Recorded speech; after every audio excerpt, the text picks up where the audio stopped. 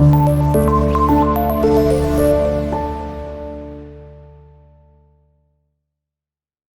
باللہ من الشیطان الرجیم، بسم اللہ الرحمن الرحیم۔ السلام علیکم ڈیئر اسٹوڈنٹس، کیسے ہیں آپ سب لوگ؟ امید کرتی ہوں کہ سب لوگ خیریت سے ہوں گے اور اچھے اچھے کاموں میں مصروف ہوں گے۔ ڈیئر اسٹوڈنٹس، کلاس اشتم 8th کلاس کے بچوں کا اردو کا سبق نمبر 17 ہم لوگ کر رہے ہیں، کرپشن ایک سماجی برائی۔ صفحہ نمبر 103 سے یہ سبق سٹارٹ ہو رہا تھا۔ ڈیئر اسٹوڈنٹس، ہم نے پہلے 3 لیکچر اس کے کیے۔ پہلے لیکچر میں ہم نے اس کی پڑھائی الفاظوانی تشریح کی، دوسرے لیکچر میں ہم نے اس کا خلاصہ کیا، لیکچر نمبر 3 میں ہم نے اس کے وہ مشقی سوالات کیے جو اس کے سبق سے ریلیونٹ تھے۔ تو ڈیئر اسٹوڈنٹس، لیکچر نمبر 4 جو اس کا ہے وہ ہم اس کے حصہ گرامر کے سوالات کریں گے، جو 5 تا 8 سوالات ہیں۔ تو ڈیئر اسٹوڈنٹس، کاپی پین اپنے ساتھ رکھیں اور میرے ساتھ جڑے رہیں۔ سوال نمبر 5 ہے ہمارے پاس 10 زائد تلمیحات۔ سوال نمبر 5،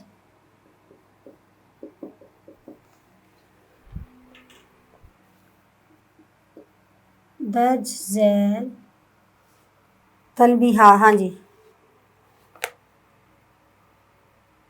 تلمیحات، ہاتھ کے تلمیحات سے منسلک روایات کو اپنے الفاظ میں تحریر کریں۔ ڈیئر اسٹوڈنٹس، 10 ذیل تلمیحات کو جڑی ہوئی روایات کو اپنے الفاظ میں تحریر کریں، یہ سوال ہے ہمارے پاس۔ اس سوال کو کرنے سے پہلے ڈیئر اسٹوڈنٹس میں آپ کو بتاتی چلوں کہ تلمیح کیا ہوتا ہے۔ پیج نمبر 106 پہ آئیں، اپنی بک کھولیں، دیکھیں تلمیح کے لغوی معنی اشارہ کرنے اور شعری اصطلاح میں تلمیح، یعنی یہ ہم نے لغوی معنی بتائے اس کے، پھر شاعری کے اندر جو ہے شعری اصطلاح میں تلمیح سے مراد ایک لفظ یا مجموعہ الفاظ جن کے ذریعے کسی تاریخی، سیاسی، اخلاقی اور مذہبی واقعہ کی طرف اشارہ کرنا۔ صرف ایک لفظ نہیں، وہ مجموعہ الفاظ یعنی کئی الفاظ کا مجموعہ بھی ہو سکتا ہے۔ تلمیح کے استعمال سے شعر کے معنی میں وسعت اور حسن پیدا ہو جاتا ہے، یعنی جس شعر کے اندر ہم نے وہ تلمیح لفظ یا وہ الفاظ کا مجموعہ ہم نے استعمال کیا ہوا ہے، اس سے شعر کی تشریح ہوتی ہے یا اس کے اندر کی جو کہانی ہوتی ہے اس میں بڑی وسعت پیدا ہو جاتی ہے، اس میں حسن پیدا ہو جاتا ہے۔ مثال کے طور پر، کیا فرض ہے کہ سب کو ملے ایک ساتھ جواب؟ کیا فرض ہے کہ سب کو ملے ایک ساتھ جواب؟ آؤ نہ ہم بھی سیر کریں کوہ طور کی، اس میں کوہ طور کا ذکر آیا ہے۔ اب یہ اسٹوڈنٹس نیچے دیکھیں تلمیح، اب آپ کہیں گے کہ یہ کوہ طور کیا ہے؟ حضرت موسیٰ علیہ السلام کو یہ اعزاز حاصل تھا کہ وہ کوہ طور پر جا کر اللہ تعالیٰ سے گفتگو کیا کرتے تھے، ہم کلام ہونا۔ حضرت موسیٰ علیہ السلام کو یہ شرف حاصل ہے کہ وہ کوہ طور پر جا کر اللہ تعالیٰ سے گفتگو کیا کرتے تھے۔ ایک بار انہوں نے اللہ تعالیٰ کے دیدار کی خواہش ظاہر کی تو اللہ تعالیٰ نے انہیں سمجھایا کہ وہ ان کی تجلی کی تاب نہ لا سکیں گے۔ تجلی، نور، اللہ تعالیٰ کی خوبصورتی، اللہ تعالیٰ کے نور کی تاب نہ لا سکیں گے، لیکن وہ نہ مانے تو اللہ تعالیٰ نے کہا کہ میں پہلے کوہ طور کو اپنا دیدار بخشتا ہوں۔ کوہ طور کا پہاڑ، اگر وہ برداشت کر پایا تو پھر آپ کو بھی اپنا دیدار کروا دوں گا، لیکن جب اللہ تعالیٰ نے اس طاقتور پہاڑ کو اپنا دیدار کروایا تو وہ جل کر راکھ ہو گیا۔ مدرجہ بالا شعر میں شاعر نے اس تاریخی واقعے کی طرف اشارہ کرتے ہوئے کہا ہے کہ ضروری نہیں اللہ تعالیٰ ہمیں بھی وہی جواب دے جو اس نے حضرت موسیٰ علیہ السلام کو دیا تھا، لہٰذا آؤ ہم بھی کوہ طور پر جاتے ہیں اور اللہ تعالیٰ سے گفتگو کرتے ہیں۔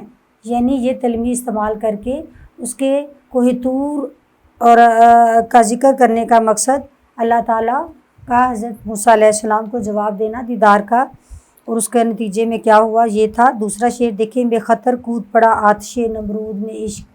آتش نمرود، اس میں آ گیا ہے تلمیح۔ عقل ہے محو تماشائے لب بام ابھی۔ اب دیکھیں، نمرود خدائی کا جھوٹا دعوے دار تھا، یعنی جھوٹا خدا، وہ خدا بنتا تھا، دعوے دار بادشاہ تھا۔ نمرود خدائی کہ میں جتنی خدا میں طاقت ہے اتنی ہی میرے پاس طاقت ہے۔ وہ حضرت ابراہیم علیہ السلام کو اللہ کے دین کی تبلیغ سے منع کرتا تھا۔ جب وہ باز نہ آئے تو اس نے ان کے لیے آگ کا ایک بہت بڑا الاؤ تیار کیا۔ حضرت ابراہیم علیہ السلام اس الاؤ میں کود پڑے، مگر اللہ تعالیٰ نے اپنی رحمت سے اس آگ کو ٹھنڈا کر دیا اور حضرت ابراہیم علیہ السلام جو تھے وہ مکمل طور پر محفوظ رہے، جس پر نمرود اور ان کے حواریوں کی عقل دنگ رہ گئی، یعنی حیران رہ گئے۔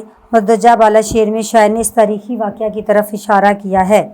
تو ڈیئر اسٹوڈنٹس، تلمیح ہوتا ہے یعنی جس لفظ کو ہم لوگ الفاظ یا مجموعہ الفاظ کو ہم لوگ اس سے جڑے ہوئے کسی تاریخی، سیاسی، اخلاقی، اسلامی واقعے کی طرف اشارہ کرتے ہیں تو اس سے کیا ہوتا ہے، شعر ہو گیا یا کوئی بات ہو گئی، اس میں وسعت اور حسن پیدا ہو جاتا ہے۔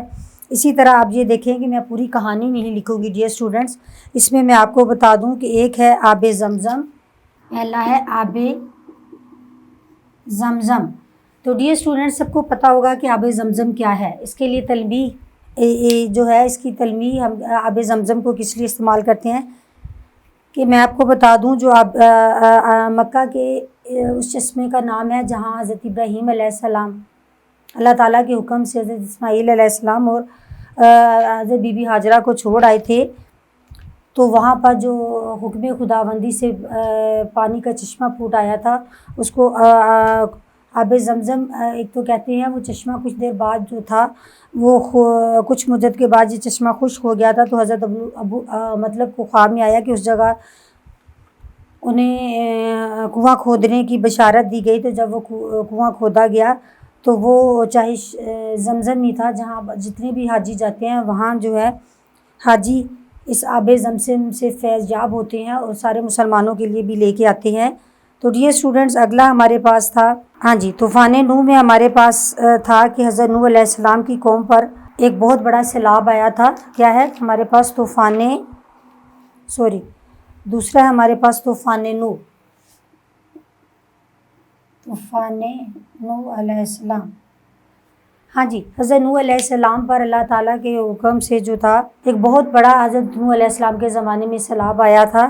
تو حضرت نوح علیہ السلام جس کشتی میں سوار تھے اور اس کے ساتھ ایک جوڑا انسانوں جانوروں کے جو جوڑا لے کر وہ گئے تھے، ان کے علاوہ سب ڈوب گئے تھے۔ اس طوفان میں زمین جو تھی مسلسل پانی اگل رہی تھی اور آسمان سے پانی مسلسل برستا رہا تھا۔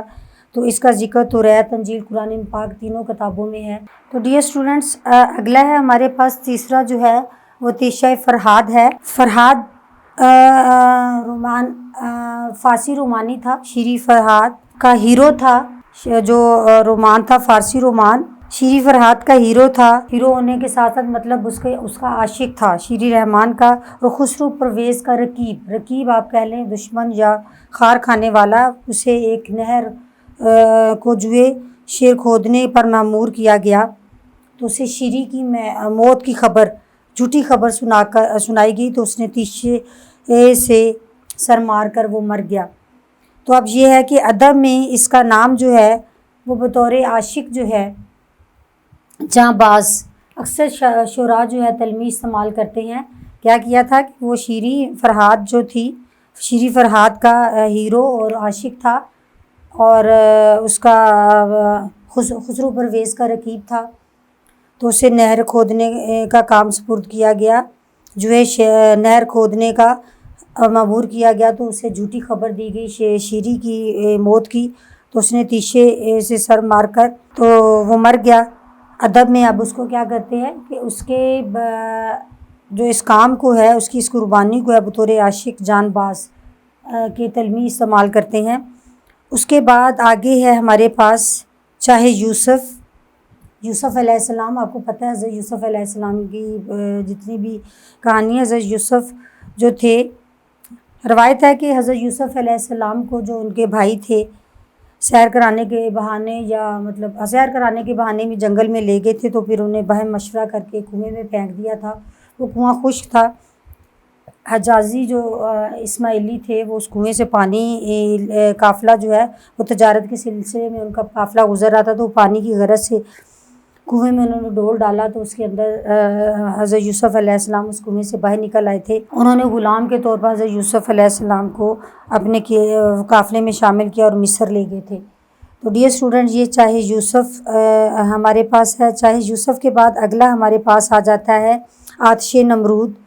تو آتش نمرود آپ کو جیسے کہ شعر نمبر 2 جب میں نے آپ کو تلمیح کی تعریف بتائی تو اس میں میں نے آپ کو بتایا، جو شعر نمبر 2 تھا، بے خطر کود پڑا آتش نمرود میں عشق، عقل ہے محو تماشائے لب بام۔ اس میں دیکھیں اس کے نیچے لکھے ہوا ہے نمرود جو تھا وہ خدائی کا جھوٹا دعوے دار تھا، حضرت ابراہیم علیہ السلام کو دین کی تبلیغ سے منع کرتا تھا۔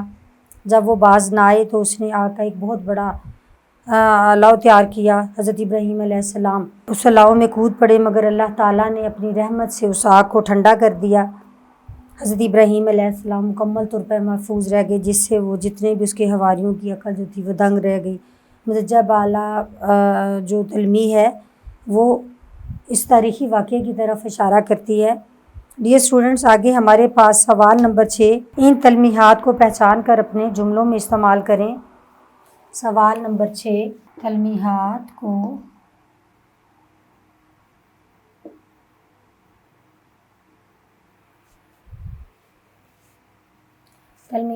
کو پہچان کر جملوں میں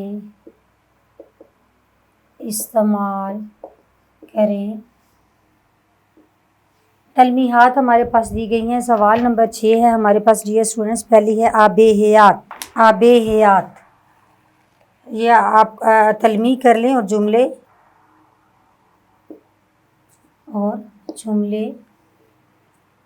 یہ اسٹوڈنٹس اب دیکھیں کہ پہلا ہمارے پاس لفظ جو ہے وہ ہے آب زمزم، آب حیات۔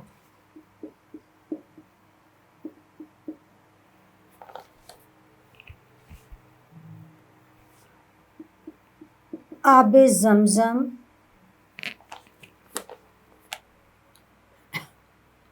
حضرت اسماعیل علیہ السلام کے لیے آب حیات بنا۔ یہ جملے میں آب زمزم حضرت اسماعیل علیہ السلام کے لیے آب حیات بنا۔ آگے دیکھیں تخت سلیمان۔ تخت سلیمان فضا میں آپ کہہ لیں یا ہوا میں سفر کرتا ہے۔ تخت سلیمان ہوا میں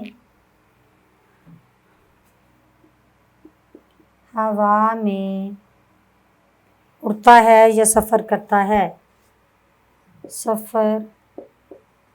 تخت سلیمان اب دیکھیں کہ ہوا میں سفر کرتا ہے۔ اس کے بعد اگلا ہے اعجاز مسیحا۔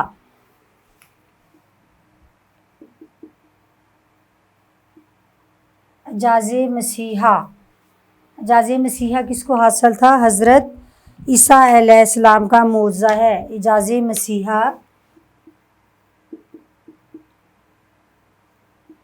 حضرت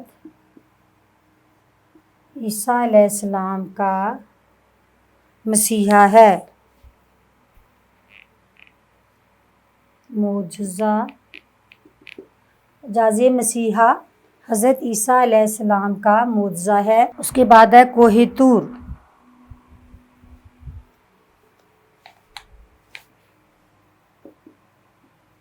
کوہ طور اللہ تعالیٰ کی تجلی کی تاب نہ لا سکا۔ کوہ طور اللہ کی تجلی کی تاب نہ لا سکا۔ اور آپ کو پتا وہ ریزہ ریزہ ہو گیا۔ کوہ طور اللہ تعالیٰ کی تجلی کی تاب نہ لا سکا۔ اگلا لفظ ہے ہمارے پاس چاہے یوسف۔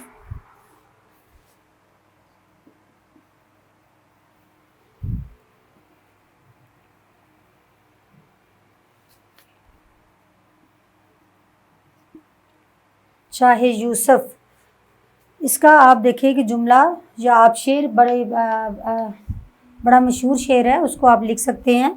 چاہے یوسف میں آ رہی ہے، چاہے یوسف آ رہی ہے،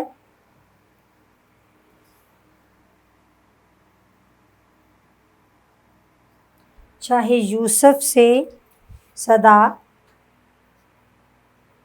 یہ اسٹوڈنٹ، یہ شعر ہے، یہ سائن ہوتا ہے اس شعر کا، میں ادھر لگا دیتی ہوں۔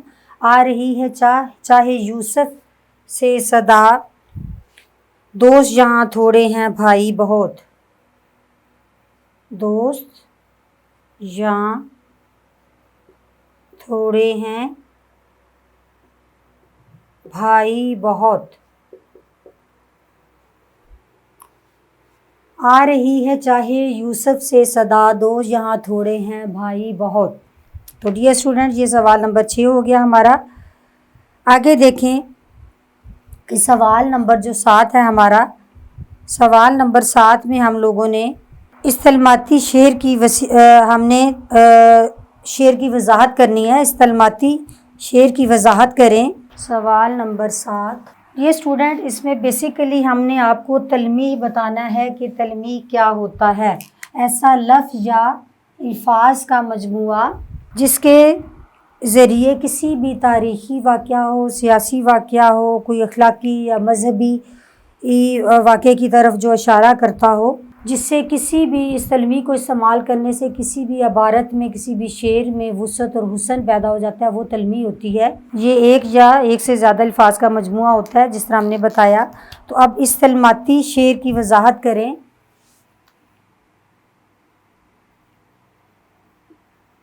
تلمیحاتی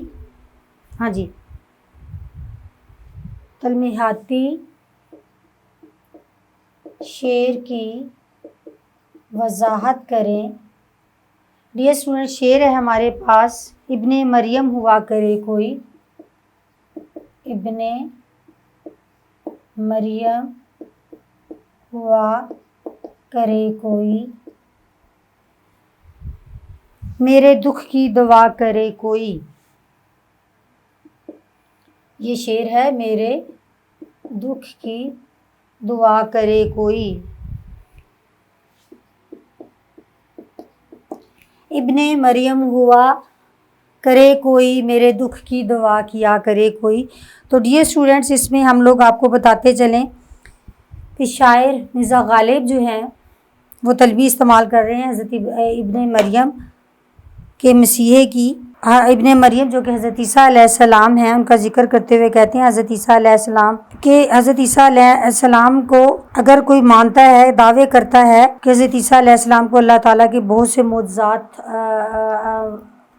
کا شرف تھا، معجزات تھے حضرت اس کے پاس، حضرت عیسیٰ علیہ السلام کے پاس، تو مرزا غالب کہتے ہیں کہ یہ سب کچھ میری بلا سے۔ حضرت عیسیٰ علیہ السلام مردوں کو زندہ کر دیا کرتے تھے، لوگوں کے دکھوں کا مداوع کر دیا کرتے تھے۔ تو شاعر فرماتے ہیں حضرت عیسیٰ علیہ السلام ہونے کا کوئی دعویٰ کرتا ہے تو پہلے میرے درد کی کوئی دعا کرے۔ اور میرا درد کیا ہے؟ غالب جو کہتا ہے میرا درد محبوب تک رسائی یا عشق کی بیماری تھی، مرض عشق میں مبتلا تھے وہ، تو اس بیماری کا علاج جو ہوتا ہے وہ بہت مشکل ہوتا ہے۔ تو کہتے ہیں میرے لیے تو ابن مریم اگر ہونے کا کوئی دعویٰ کرتا ہے تو اسے میرے دکھ کا مداوع یا درد حل ڈھونڈ کر دینا چاہیے۔ تو وہ اس لیے اس میں ابن مریم کو تلمیح کے طور پر استعمال کر رہے ہیں۔ تو ڈیئر اسٹوڈنٹس، سوال نمبر 8 ہے، استعداد بدعنوانی کے موضوع پر مضمون تحریر کریں۔ ہم لوگوں نے یہ جو سبق پڑھا ہے ڈیئر اسٹوڈنٹس، سوال نمبر 8، استعداد بدعنوانی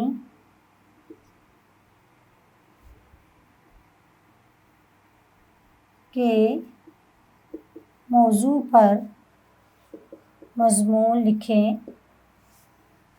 انسداد ہوتا ہے ختم کرنا، یہی ہے نا، استعداد بدعنوانی کے موضوع پر مضمون قلم بند کریں. یہ دیکھیں میں نے واوین میں شو کر دیا. انسداد بدعنوانی، کرپشن، جو کہ ہم نے یہ سبق پڑھا. ڈیئر اسٹوڈنٹس، آپ کو پتہ ہے کرپشن کا مفہوم بہت وسیع ہے. کرپشن میں بہت ساری چیزیں شامل ہیں. تو انسداد بدعنوانی پر ہم تھوڑا پہلے اس کو سٹارٹ کریں گے کہ کرپشن جو ہے، آپ سبق کو مد نظر رکھتے ہوئے مضمون لکھ لیں. چاہے آپ کی مدد کر دیتی ہوں، اتنا لمبا مضمون بورڈ پہ میں نہیں لکھوں گی، پھر بھی آپ کی ہیلپ کر دیتی ہوں. سبق کو مد نظر رکھتے ہوئے سبق آپ نے پڑھا، خلاصہ بھی پڑھا. تو سب سے پہلے آپ بتائیں گے کہ کرپشن یا بدعنوانی جو ہوتی ہے کسی بھی معاشرے کے لیے زہر قاتل ہوتا ہے. اس معاشرے کی جو بنیادیں ہیں وہ ختم ہو جاتی ہیں، کھوکھلی ہو جاتی ہیں. بالکل اسی طرح جس طرح دیمک کی کسی عمارت کو کھا جاتی ہے، اندر سے کھوکھلی ہوتی ہے، کسی وقت بھی گر سکتی ہے. بالکل کسی بھی معاشرے کو ملت کی بنیاد کرپشن یا بدعنوانی کی وجہ سے بالکل اسی طرح کھوکھلی ہو جاتی ہے. در حقیقت جو کرپشن ہوتی ہے دوسروں کا حق مارنے سے جو معاشرے میں مایوسی، غصہ، غم، عالم، نفرت اور نفاق جیسے جذبات فروغ پا جاتے ہیں. نتیجتاً امن اور ترقی کا جو ہے وہ امن و ترقی نہ ہونے کی وجہ سے افراتفری پھیل جاتی ہے، دہشت گردی ہوتی ہے، زوال معاشرے کا مقدر بن جاتا ہے. رشوت، سفارش، ملاوٹ، ناپ تول میں کمی، میرٹ کی پامالی، یہ سب کچھ جو ہے، اقرا بربری، دوست نوازی، یہ سب کچھ جو ہے یہ بدعنوانی ہی کی قسمیں ہیں یا ان کی مختلف شکلیں ہیں. یہ بدفعلی اردو کے لیے ہم اس کے لیے کرپشن کے لیے، بدعنوانی کے لیے بدفعلی کا بھی ہم لوگ لفظ استعمال کرتے ہیں، بد اخلاقی کا بھی، بگاڑ کا بھی. کسی قوم کے جب کرپشن کسی قوم کے رگ و پہ میں یعنی اس کے خون میں سرایت کر جائے یا بس جائے تو وہ اپنی شناخت و ساکھ، جس طرح میں نے بتایا کہ وہ عمارت ہی گر جاتی ہے، کھوکھلی ہو جاتی ہے. دنیا بھر میں جو حکومتیں ہیں وہ دنیا بھر میں حکومتیں، ادارے بین الاقوامی طور پر بھی کرپشن کا جائزہ لینے کے لیے، شفافیت پیدا کرنے کے لیے عالمی تنظیمیں قائم کی جا رہی ہے. متعدد رپورٹیں تیار کی جاتی ہیں. جنوبی ایشیا جو ہمارا خطہ ہے وہ بین الاقوامی سروے کے مطابق سب سے زیادہ بدعنوانی کا شکار ہے. تو اس میں آپ بتائیں کہ بدعنوانی کے لیے میں مختصراً آپ کو بتاتی ہوں کہ بتاتے جانا ہے آپ نے کہ حکومتوں کو، کسی بھی ملک کی حکومت یا اعلیٰ عہدیداران جو ہوتے ہیں انہیں درج ذیل آپ کہہ لیں کہ درج ذیل باتوں پر عمل کرتے ہوئے کوشش کرنی چاہیے کہ وہ انسداد سرگرمی جو ہے بدعنوانی ہے، انسداد بدعنوانی پر کا کام کر سکیں، بدعنوانی پر قابو پا سکیں. ان میں سب سے پہلے یہ ہوتا ہے سزا و جزا کا نظام. یہ سارا کچھ جو سبق میں پڑھا اسی سے حوالے بتا رہی ہوں، مضمون کے اندر لکھیں. سزا و جزا میں بتائیں آپ کہ جو بدعنوانی کا کوئی حکمران، بدعنوانی یہ نہیں ہوتا کہ صرف رشوت لے لینا کسی حکمران کا، اس کے علاوہ بھی بہت سارے ہوتے ہیں. رشوت کے علاوہ سرکاری جو ان کے پاس سہولتیں ہوتی ہیں، وقت پر نہ آنا، وقت سے پہلے چلے جانا، سرکاری سہولتوں کا ناجائز استعمال کرتے ہوئے اپنے اور اپنے خاندان والوں کو فائدے پہنچانا، یہ سب کچھ ہوتا ہے. تو اگر کوئی ایسا حکمران، ایسا افسر یا ایسا کوئی بندہ بدعنوانی کا مرتکب پایا جائے تو حکومت جو ہے کوشش کرے قانون کی نظر میں سے سخت سزا دے کر دوسروں کے لیے مثال قائم کرے کہ آئندہ کوئی سوچے نہ بدعنوانی کے بارے میں. دوسرا جو طریقہ تھا وہ ڈیجیٹلائزیشن عمل کے ذریعے کہ لوگوں کو آمنے سامنے کرنے کی بجائے ڈیجیٹل سسٹم کے ذریعے اپنے کام کروائے جائیں. اس میں لوگوں کا ایک دوسرے سے رابطہ نہیں ہوگا اور کسی طرح بدعنوانی سے چھٹکارا حاصل ہو جائے گا. تیسرا یہ ہے کہ زیادہ سے زیادہ شہریوں کی زندگی میں سہولتیں پیدا کرنا، جو کہ حکومت کا فرض ہے. ریاست جو ہے وہ لوگوں کے لیے بنیادی ضروریات کے ساتھ ساتھ جتنی انہیں ان کی جائز ضروریات ہیں ان کو میسر آسانی سے آنی چاہیے. حکومت اس کے لیے کوشش کرے تو تاکہ انہیں بدعنوانی کی ضرورت ہی نہ پڑے. اور سب سے آخری اور چوتھا میں ایک بتا دوں یہ تھا کہ جس میں تعلیم و تربیت دے، جس سے لوگوں میں شعور ہو، ان کی دینی تعلیمات کے ذریعے سے روشناس کروایا جائے تاکہ ہم بدعنوانی کے نقصانات سے زیادہ بچ سکیں. ڈیئر اسٹوڈنٹس، امید کرتی ہوں یہ آپ کا سوال نمبر 8 تھا جو کہ لاسٹ حصہ گرامر کا میں نے بتایا. آپ لوگ غور سے سنیں، سبق کو آپ نے پڑھا، خلاصہ بھی لکھا، آپ اپنے الفاظ میں مضمون لکھیں. ڈیئر اسٹوڈنٹس، آپ سب لوگ کر سکتے ہیں الحمدللہ. صرف یہ کہ آپ نے غور سے سننا، پڑھنا اور آسان لفظ کو ذہن میں رکھتے ہوئے اس کا مطلب مفہوم سمجھتے ہوئے یہ سارے کام ٹیچرز آپ کو کروا رہے ہیں۔ امید کرتی ہوں مضمون لکھ کے اپنے استاد کو چیک کروائیں گے اور پھر مجھے کمنٹ باکس میں بتائیں گے کہ اس کا کیا آپ کو نتیجہ ملا۔ اس لکھنے کا لکھیں انشاءاللہ، کوشش کریں، بار بار کوشش کریں، اس سے کامیابی آپ کا مقدر ہوگی انشاءاللہ۔ Thank you so much.